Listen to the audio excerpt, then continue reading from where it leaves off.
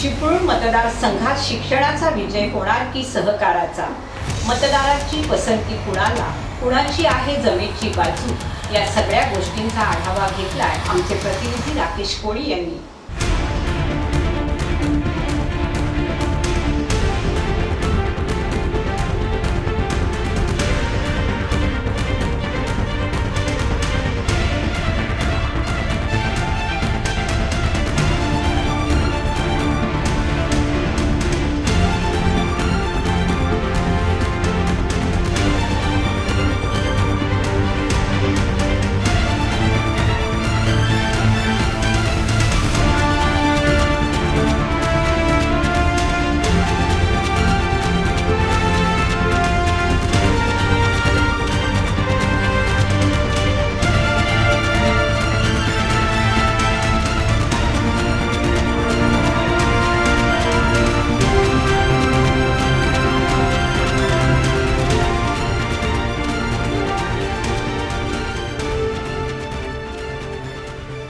महाराष्ट्रात विधानसभा निवडणुकीची रणधुमाळी सुरू झालेली असताना जिल्ह्यात राजकीय पक्ष कामाला लागले।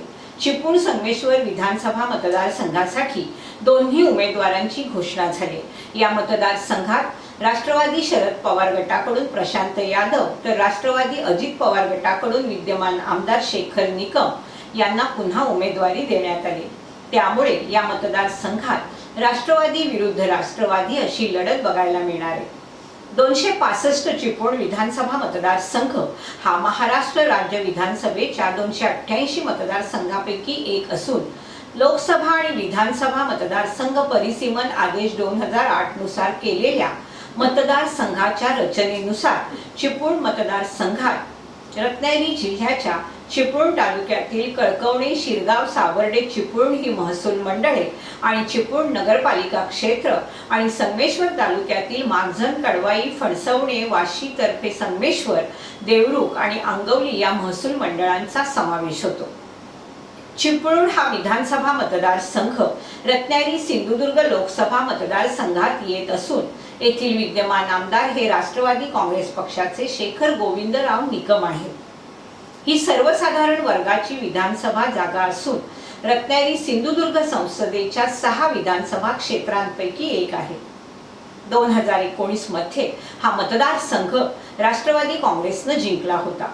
यावेळी राष्ट्रवादी काँग्रेस पक्षाचे शेखर गोविंद निकम यांनी शिवसेनेचे चव्हाण सदानंद नारायण यांचा 29,924 मतांनी पराभव करून जागा जिंकली होती।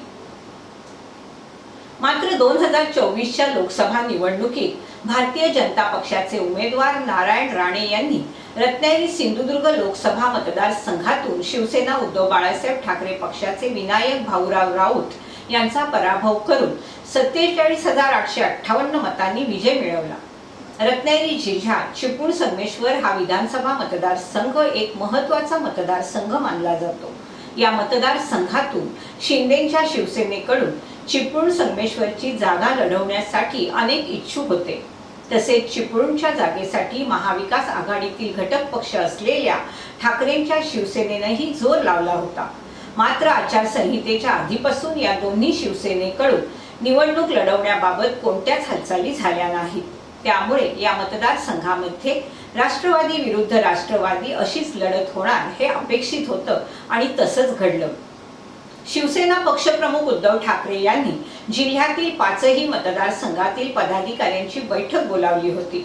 मात्र राष्ट्रवादीचे शरद पवार आणि उद्धव ठाकरे यांच्यामध्ये चांगले संबंध असल्या कारणाने चिपळूणची जागा तुतारीला म्हणजे शरद पवार यांच्या राष्ट्रवादीला सोडण्याचं निश्चित करण्यात आलं होतं। तशा सूचना ठाकरे गटातील पदाधिकारी आणि कार्यकर्त्यांना देण्यात आल्या होत्या। याबरोबर मुख्यमंत्री एकनाथ शिंदे यांच्याकडून चिपळूणची जागा लढवण्याची घोषणा करण्यात आली होती। मात्र या जागेवरून शिंदे गटाने देखील माघार घेऊन ही जागा अजित पवार यांच्या राष्ट्रवादीला सोडली। या मतदारसंघात अजित पवार गटात असलेले शेखर निकम हे विद्यमान आमदार आहेत। त्यामुळे ही जागा शेखर निकम यांनाच मिळणार यात कोणतीच शंका नव्हती। या मतदारसंघातील काही नेत्यांनी अजित पवार महायुतीतून बाहेर पडले तर आपल्याला संधी मिळेल अशी अपेक्षा ठेवली होती, पण तसं काही घडलं नाही। चिपळूण संगमेश्वर मतदारसंघात नाराजी असली तरी पक्षाचा आदेश मानणारे कार्यकर्ते मोठ्या संख्येने असून या मतदारसंघात दोन्ही शिवसेना, दोन्ही राष्ट्रवादी काँग्रेस आणि भाजप असे सक्षम पक्ष आहेत। त्यामुळे या मतदारसंघातील नाराज लोकांची समजूत काढण्यास सुरुवात झाली, तर मतदारांना आणि कार्यकर्त्यांना खुश करण्यासाठी दोन्ही राष्ट्रवादी पक्षाकडून प्रयत्न केले जातात।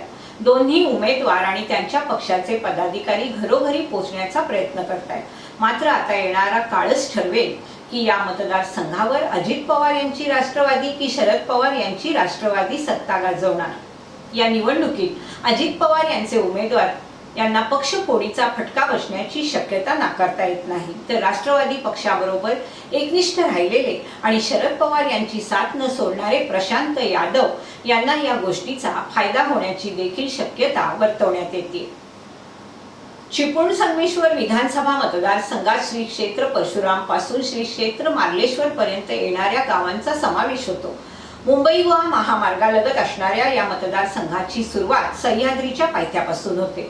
या मतदारसंघात 350हून अधिक बूथ असून सुमारे 2.5 लाख मतदार आहेत। जिल्ह्याचे मध्यवर्ती केंद्र असणाऱ्या चिपळूणसाठी हा मतदारसंघ महत्त्वपूर्ण आहे। या मतदारसंघावर वर्चस्व मिळवण्यासाठी दोन्ही बाजूंनी जोरदार ताकद लावण्यात येते। विद्यमान आमदार शेखर निकम यांच्यासाठी ही तिसरी निवडणूक आहे, तर त्यांच्या विरोधात उभे ठाकलेले प्रशांत यादव यांची ही पहिलीच निवडणूक आहे। आमदार शेखर निकम यांच्या माध्यमातून आमदारकी म्हणून पहिली टर्म असताना त्यांनी मतदारसंघात 2,500 कोटींची कामं आणण्यात यश मिळवलं।